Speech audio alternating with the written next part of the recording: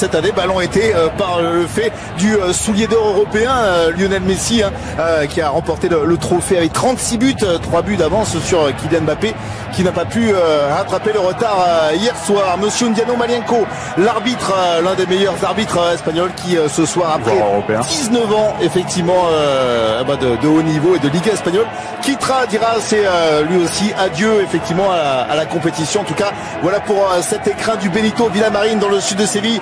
Il fait chaud, il fait beau, les stars sont sur la pelouse. Barça-Valence, ça promet.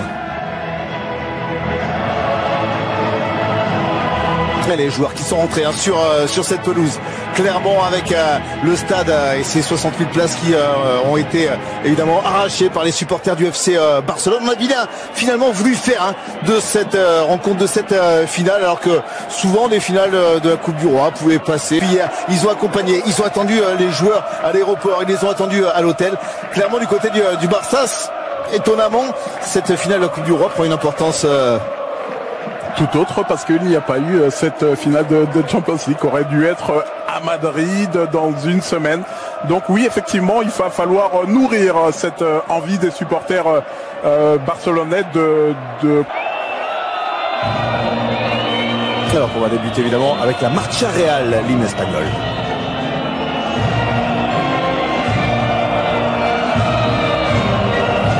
Mais en tout cas, saison manquée pour l'ancien formation de Valence. Le attention avec la passe de Clément Lenglet, plein axe pour Rodrigo qui va effacer. Il aurait pu. Coutinho, déviation pour Jordi Alba face à son club formateur. 300e ce soir pour Jordi Alba avec le FC Barcelone. Et là, il doit pas de réagir avec ce une de Coutinho qui cherche encore la petite déviation. Ça a surpris Ivan Rakitic. L'équipe de Valence n'a rien de génial. C'est un 4-4-2 classique. Voilà. Et les joueurs devant, effectivement, travaillent avec Gamero, avec Rodrigo. Il y en a bon.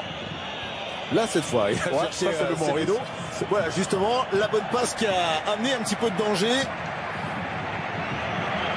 Tomber sur le Barça s'il nous fait... Mais revient très souvent au milieu du terrain. Nelson Semedo qui était à proximité est intervenu. C'est chacun met l'épaule. Ils vont utiliser comme latéral droit. Justement, positionné. Contre la tentative de frappe de Sergi Roberto. Qui fait faute derrière en voulant empêcher Gabriel Paulista de dégager ce ballon. Il y a eu le Messi qui est parti, Messi qui résiste à Parero, Messi qui frappe et qui n'accroche pas le cadre de Domenech sur cette frappe contrée par la défense valencienne.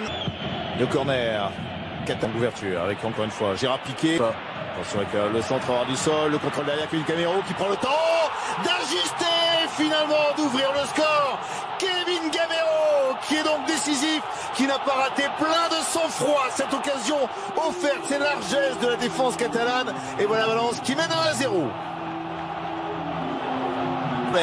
Qui va pouvoir le pousser une fois, qui va centrer pour le deuxième but, et cette fois c'est notre attaquant, c'est Rodrigo Moreno qui double la mise. 2-0 pour Valence. Le Barça est en train de sombrer dans cette finale. J'ai été critique ces dernières semaines sur l'efficacité de Rodrigo Moreno, mais là, ça c'est le positionnement de l'attaquant, ce qu'on espère. Oh, vous avez vu le réflexe de logique veut que quand on a une équipe en forme comme celle... Ne rien pouvoir faire face au Barça, même Séville qui avait gagné le match aller. Le Sanchez Pizjuán 2-0 avait été laminé lors du match retour de la voie et se pose quand même du côté de Derby County. Et ont été les choix qui avaient été opérés déjà contre Liverpool en demi-finale de la Ligue des Champions. Des choix qui s'étaient avérés plutôt payants avec deux très bons matchs dans l'impact. Encore une fois avec le contre et Rodrigo. Le ballon a été taclé par Gérard Piqué, fort vers les buts de Jesper Silesen. Et voilà, El Chingo, parfait face au Barça, 2-0. Laissant la place à l'ancien Bordelais, Malcolm, avec une 2 géant tentée par les deux hommes. Et La faute de José Luis ici qui va tirer le coup franc, un ballon qui ne décolle pas mais qui aurait pu ce ballon à Messi, mais ici derrière qui rentre sur Signo. Assistant vidéo peut se saisir et tiens le 1-2, Guedes encore, Guedes de loin qui tente cette frappe, qui ne trouvera pas le cadre de Silesen. Voilà là où il est attendu en percussion, son jeu vers l'avant. Il ne s'est pas servi de Gaïa dans un premier temps. Je me suis posé la question ce qu'il venait faire à l'intérieur. L'ouverture toujours avec encore Messi. Ouais, Messi qui a été bien arbitré, accroché. Monsieur Ndialo Malenko va revenir à la première faute malgré les protestes. Celle des Gabriel Paulista, il me semble, Lilian. D'ailleurs, on peut se dire que le ballon a été perdu, mais son dernier match avec ce ballon freiné, dévié surtout par le mur valencien. Très important que le mur contré. Le corner. Il va falloir trouver de la place également pour Antoine Griezmann, aux côtés de... Décidé à perdre quelques dizaines. Même si on a l'impression que cette année... Ça aurait été très dangereux. Certainement pas la consigne de l'entraîneur, Lilian, mais le réflexe... Il y a l'écart contré par le poteau. Ouais, tout le génie de Lionel Messi. D'abord la conduite de balle, mais la surprise qui vient de donner avec cet extérieur du pied. On s'attend à ce qu'il dribble une dernière fois le relais. Il sait que le ballon va lui revenir, ce petit ballon. Muito difícil. O bloco defensivo do Valência. E está a ser, apesar de tudo, mais bem sucedido nesta segunda parte. Chega com outra facilidade a Sipan em estado de pressão nesta partida e neste final de tempo.